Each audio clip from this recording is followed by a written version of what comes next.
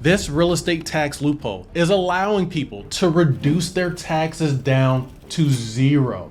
We already know that real estate appreciates in value and generates consistent income.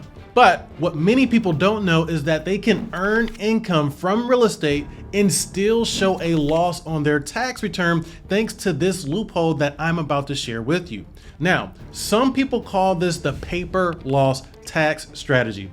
And by the way, this is not new. Billionaires have been using this tax loophole for decades to, quote, erase their income entirely as they grow richer, allowing them to pay little to no taxes. Some did not pay taxes for nearly a decade, largely due to these paper losses causing them to report negative income on their tax returns. There are people right now who have rental properties that are overpaying their taxes because they are not using this loophole. And I promise you, there's even more people with very high tax bills that will probably invest in real estate themselves if they knew about this loophole. So today we are going to fix this. As a licensed CPA at mycpacoach.com, I'm going to fully explain to you how ordinary people can save tens of thousands of dollars in taxes from real estate investing.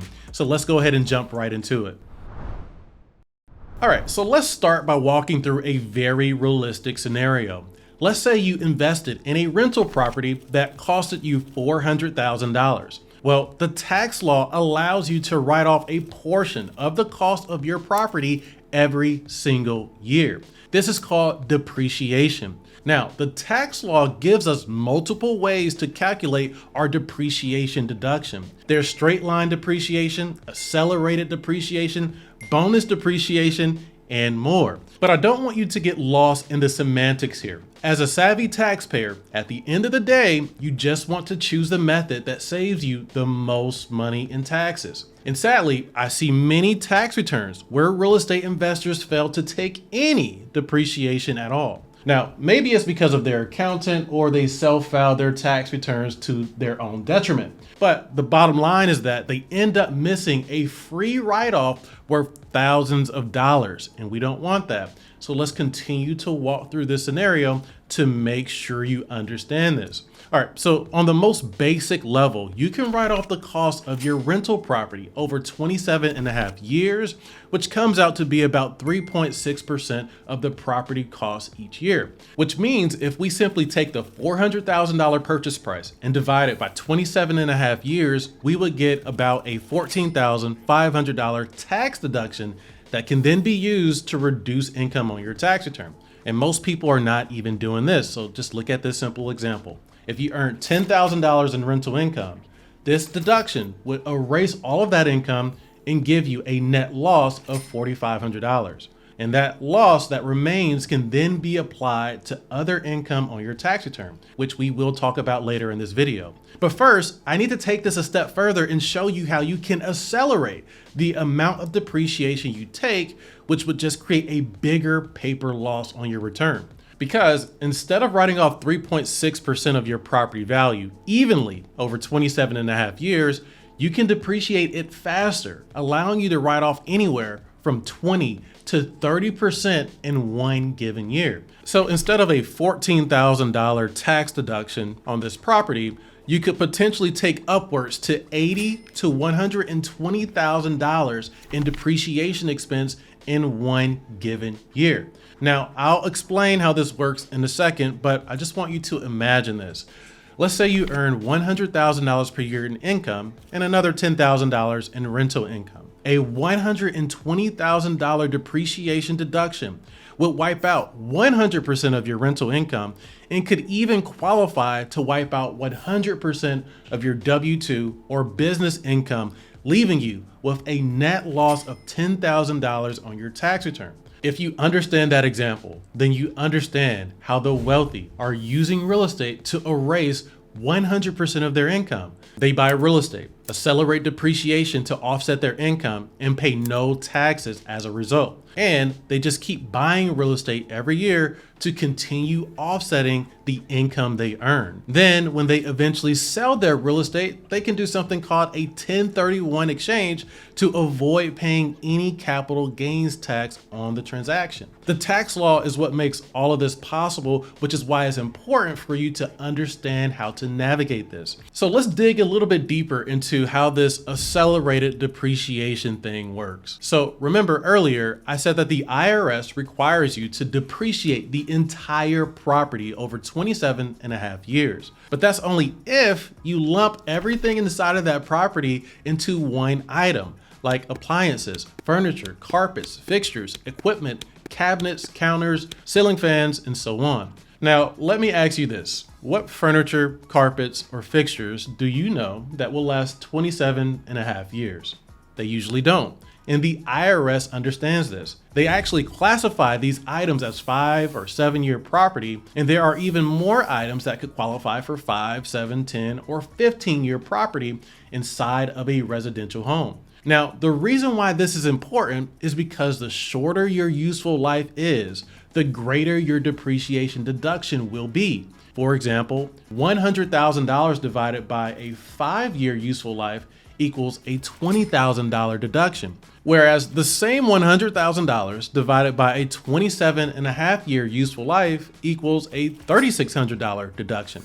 That's a big difference. But the moral of the story here is that you can take more depreciation by identifying components in your property with shorter useful lives. This is all accelerated depreciation really is. But how exactly can you quickly and easily accomplish this? Well, all you have to do is get what is called a cost segregation study on your property, and I'll link one of my go-to vendors in the description below. But this study will identify those components of your property with shorter useful lives, and it will even calculate your accelerated rate of depreciation for you as a result of that study. Here is an example of a cost seg study I had done on a property worth about $389,000. As you can see here, the study allocated about $86,000 of the property value to 5-year property and about $32,000 to 15-year property. By classifying these components into 5-year and 15-year buckets, this allows us to have greater depreciation amounts by default. But that's not it. The tax law allows us to do a little bit more actually. So property with useful lives less than 20 years may also qualify for bonus depreciation. Bonus depreciation allows you to take even more depreciation in one given year. In 2022, you could depreciate 100% of qualifying property in the first year. Then it dropped to 80% in 2023, 60% in 2024, and it will continue to drop by 20% every year until it phases out completely in 2027. So basically, the cost segregation study will identify the components of your property with those shorter useful lives, which will naturally bump up your depreciation deduction. But then you could also use bonus depreciation on top of that to squeeze even higher amounts of depreciation, which means bigger deductions on your tax return. Remember, we're doing all of this to reduce the income you report on your tax return, which could potentially wipe out all of it. But there are some nuances associated with using rental losses to offset income on your tax return. So let's address this in greater detail. We see a lot of mistakes with this. So by default, rental income is considered passive. And when you have a rental loss, perhaps due to depreciation, it is also considered passive. Now, this passive distinction is very important because the IRS only allows you to use passive losses to reduce passive income. So you would have no problem using your real estate losses to reduce your rental income or other passive income sources like interest income, dividends, annuities, and so on. But you would have a problem using these losses to offset your ordinary income, which is treated completely differently from passive income. Ordinary income is income you earn from trading your time for money, such as through a W-2 job or self-employment. So by default, you cannot use your passive real estate losses to offset your ordinary income. But that's where understanding the tax law comes into handy, because it actually gives us a couple of ways to get around this and is completely legal. So in very simple terms, in order to use your passive real estate losses to offset your W-2 or business income, you have to either 1, turn the loss from passive to ordinary, or number 2, turn your ordinary income into passive income. There are ways to do both, but the bottom line here is that your real estate losses and income that you wish to offset must be treated the same in order for them to offset each other. To turn passive losses into ordinary losses, you can earn rental income that is treated as ordinary income by default. So specifically, short-term rentals like Airbnbs are not considered passive income. Or if you prefer long-term rentals, you can qualify as a real estate professional, which can be done by working at least 750 hours per year in real estate activities, and real estate must also be your primary trade or business. Now, I already have a full video on these topics, so make sure you subscribe to check that out. But the alternative is to turn your ordinary income into passive income, allowing your passive losses to offset it. Now, this is much harder in my experience, but it can be done if you own a business and are able to participate in it passively, which typically involves someone else running your company without your involvement. If you want to learn more about any one of these areas, just drop a comment below and I'll consider going deeper into these topics. Or if you want to work with a CPA now to help you start working on this, just go to mycpacoach.com and apply to work with one of my CPAs today.